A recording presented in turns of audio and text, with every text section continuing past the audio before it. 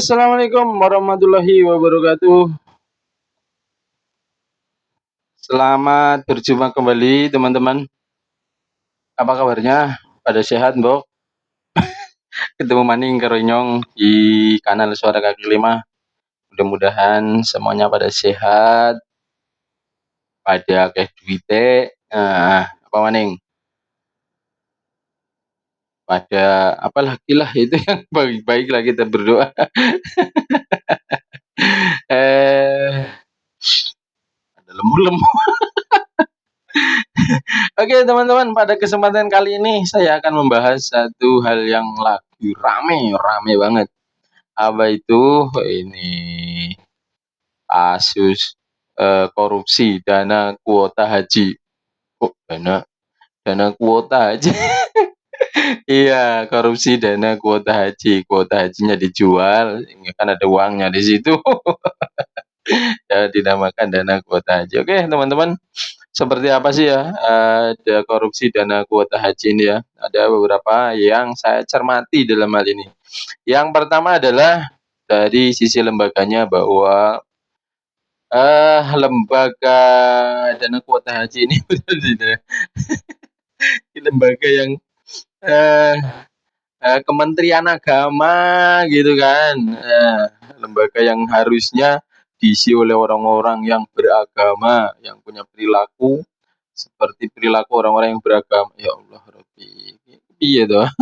Ini gimana keprimen ya, katanya orangnya beragama tapi ya korupsi gitu kan.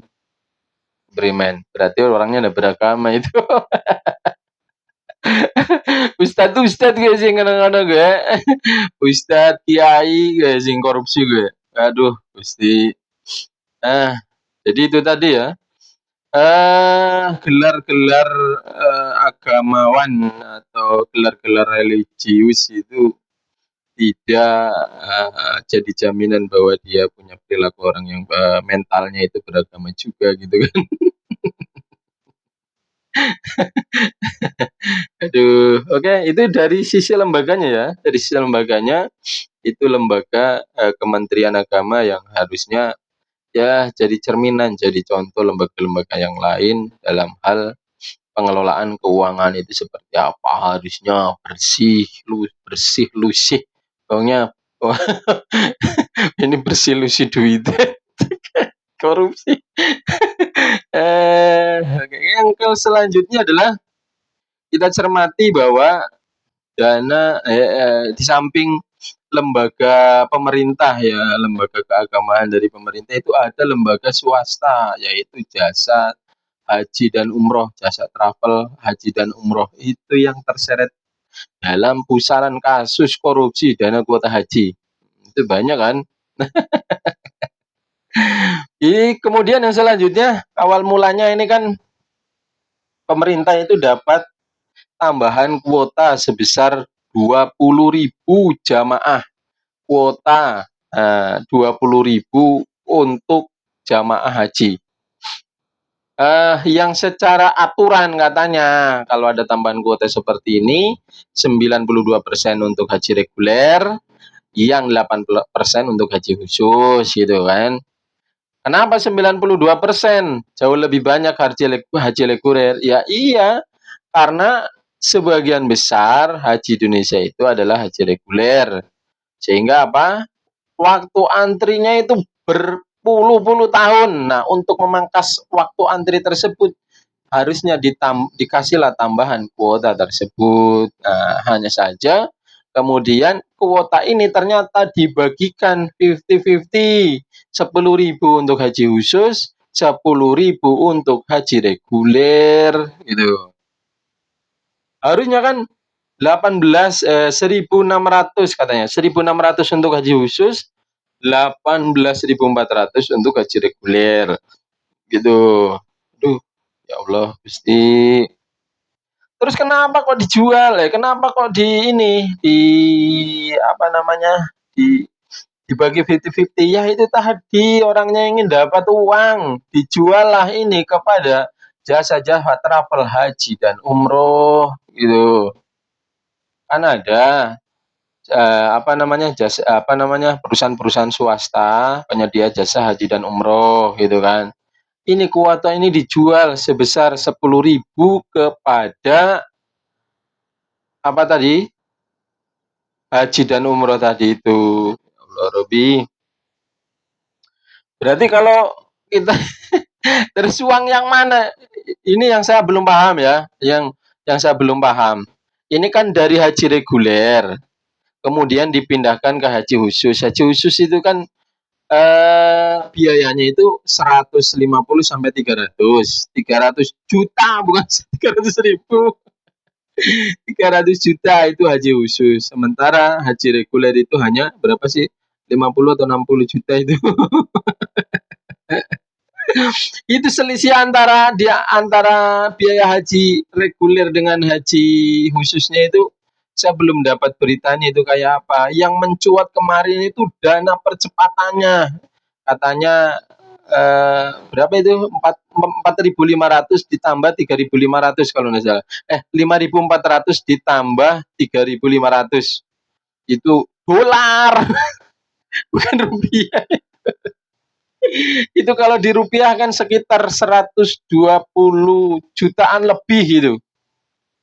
120 juta lebih kan yang diperuntukkan untuk haji khusus itu kan 10.000 kuota kan. Katakan yang masuk dalam undang-undang itu 1.600, berarti kan tinggal berapa itu? Tinggal 8.400 itu. Itu kalikan saja itu. 120 juta lebih kali 8, 1 triliun. Karena 1 triliun dibagi-bagi. Aduh, gue pancakan ya Allah, Gusti. Primen gitu ceritanya. Katanya sih gitu, itu dana ini. Itu dana yang kemarin yang saya baca yang terungkap itu dana yang apa namanya? Yang 5.400 dengan 3.500. Selebihnya saya nggak tahu itu informasinya, dana selisih antara biaya haji reguler yang dipindahkan ke haji khusus gitu kan. Nah, dari pihak jasa perusahaan swasta penyedia jasa haji dan umroh itu juga ada beberapa hal yang janggal ya. Di antaranya yang viral banget itu kan ini Ustadz Khalid Basalamah karena beliau speak up di media, jadi banyak yang ngulas gitu, banyak yang mereaksi karena beliau speak up di media gitu kan. Memang kadung diperiksa gitu kan. Itu yang janggal itu, saya pernah buat videonya hanya kemudian saya take down ya karena saya dapat kemudian ada beliau itu kan di podcast ada keterangan yang cukup menurut saya yang waktu itu. Hanya saja kemudian saya merasa ada kejanggalan lagi gitu kan. Itu uang yang 5.400 dan 3.500 kan dikembalikan gitu kan. Dikembalikan ke Ustadz Khalid Basalamah gitu kan. Itu kenapa ndak langsung dikembalikan ke jamaah gitu loh. Sehingga uang inilah yang kemudian oleh KPK itu harus diserahkan kepada KPK gitu. Sebagai mungkin ya awal mula sebagai tanda bukti dan untuk kelanjutannya tentu itu urusannya penegak hukum nanti bagaimana ceritanya itu. Itu yang janggalnya di situ ya. Harusnya dalam podcast itu ketika uang itu dikembalikan harusnya kan sudah dikembalikan langsung kepada jamaah gitu kan. Karena itu uangnya jamaah yang dana percepatan itu. Belum yang dana penjualan itu. Kan kalau Ustadz Khalid Basalamah kan pertama haji furoda, kemudian dialihkan ke haji khusus. Ya enggak ya kita husnudun lah, mungkin uangnya udah dikembalikan atau apa bla bla bla dan seterusnya gitu kan. Karena haji furoda itu sampai 500 sampai 750 juta biayanya. Nah, sementara haji khusus hanya sekitar 300-an juta gitu kan. Ini kan ada selisih harganya juga. Apa itu uangnya dikembalikan oleh Khalid Basalamah ke jamaah, selisihnya itu atau enggak, ya itu saya enggak tahu. Kemudian yang kemarin mencuat itu kan yang dana percepatan itu yang kemudian oleh PT Muhibah karena Ustadz Khalid Basalamah mungkin perusahaannya itu belum mendapatkan izin untuk pelaksanaan haji, sehingga nebeng dia dan jamaahnya itu nebeng ke PT Muhibah. Yang kemudian PT Muhibah itu meminta tambahan dana untuk dana percepatan katanya kayak gitu. Ada juga bilangnya dana untuk pembuatan visa atau apa gitu kan. Itu sekitar 5.400 dengan 3.500 dolar. Itu kalau dirupiahkan dengan kurs 16.000 saja gitu kan. Kan 16.000 lebih ya. Itu sekitar 120 juta sekian gitu. Aduh. Ya kalau dikalikan dengan 8.400 gitu, nah, kuota yang itu ilegal kan, kan 10.000 kan yang dikasihkan ke haji khusus gitu kan. 10.000 yang 1.600 ini kan yang memang sesuai dengan persentase undang-undangnya itu harusnya 1.600. Berarti yang ilegal itu yang 8.400 gitu, 8.400 dikalikan dengan 128 juta 120 juta itu sekitar 1 triliunan ya, 1 triliun. Aduh. Oh, ada 1 triliun, Bro, membangun ke kabupaten Kus. Jadi kota, tapi yang ora korupsi maning, nek dikorupsi maning ya wis ora jadi apa-apa. Jadi aduh. Dan kemudian kan sampai sekarang kan belum ditetapkan tersangkanya siapa ya. Kita tunggu saja. Hanya saja yang sudah dicekal itu kan ada 3 orang, diantaranya adalah mantan Menteri Agama Gus Yakut Khalil Qomas. Ya Allah, Gus ya anaknya Kiai, biasanya orang pesantrenan. Orang pesantren itu ya dulunya itu ya mempelajari agama itu tiap hari 24 jam.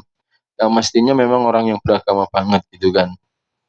Aduh, ini kan belum tersangka, tapi belum tersangka. Belum. Tapi biasanya kalau udah dicekal begitu, nanti ya ujung-ujungnya tersangka biasanya. Tapi kan belum tentu. Tinggal kita tunggu saja ya, hanya miris saja, kita prihatin saja gitu kan. Ya kebanyakan yang di ini kan kiai-kiai ya, kiai gitu kan. Bahkan dulu ya kiai yang di Kementerian Agama kan ya kiai ya Ustadz ya apa tuh yang kemudian terjerat kasus korupsi itu gitu kan. 1 triliun dibagi wong pira gue jane ya. Aduh. Oke teman-teman, jadi kurang lebihnya itu ya, eee, analisa saya tentang kasus dana kasus dana kuota haji, kasus korupsi dana kuota haji. Kita berdoa sama-sama semoga negeri ini tetap menjadi negeri yang utuh, aman, damai, tentram, sejahtera, eee,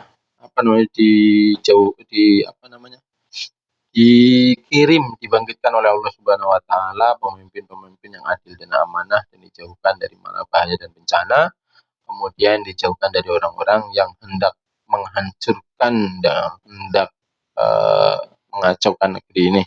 Ya, di antaranya orang-orang yang hendak menghancurkan ya para koruptor-koruptor itu. Ya, semoga orang seperti itu dibinasakan ya oleh Allah, ya Allah.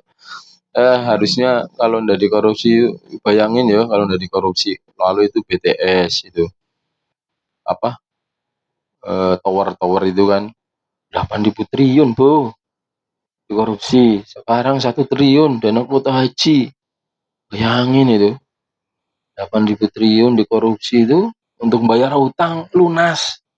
Makanya jangan kalau ada orang provokasi Indonesia is kakean utang, utangnya udah kakean gitu 8.000 triliun, apa bisa bayar utang, bisa dikorupsi ribuan triliun. Kalau cuma bayar utang segitu ya bisa-bisa bas saja gitu. Bisa, tenang bae, tenang. Bisa. Aduh. Ya harusnya kita negeri kita itu sih ndak utang-utang lagi kayaknya ya. Kalau dananya ndak dikorupsi terus gitu kan. Iya, bayangkan dana haji dikorupsi, dana-dana yang lain itu dikorupsi gitu kan. Aduh, belum ini dana proyek-proyek besar ini. IKN jangan-jangan dikorupsi lagi, wah kacau kacau. Kapan majune negeri ini wis. Batir wong negeri tetangga itu udah sampai ke bulan, sampai ke matahari. Aduh, ya Allah, tapi negeri kita ada sih ngurusi korupsi ora rampung-rampung. Oke, teman-teman, sekian saja ya. Eh, ini hanya analisa yang belum tentu kebenarannya. Hanya analisa. Kita kan sama-sama diskusi di sini. Analisa belum tentu kebenarannya itu belum tentu. Karena analisa itu kan hanya pemahaman yang kadang-kadang dari informasi yang dianalisa itu ndak lengkap gitu kan. Kita kan hanya dapat dari media A, media B, media C, kemudian kita sama-sama analisa, oh ini begini, begini, begini, gitu. Jadi ya pada dasarnya kejadian korupsi dana kuota haji ya model-modelnya kayak gitu kurang lebihnya. Oke, sekian saja. Kita dulu. Wassalamualaikum warahmatullahi wabarakatuh.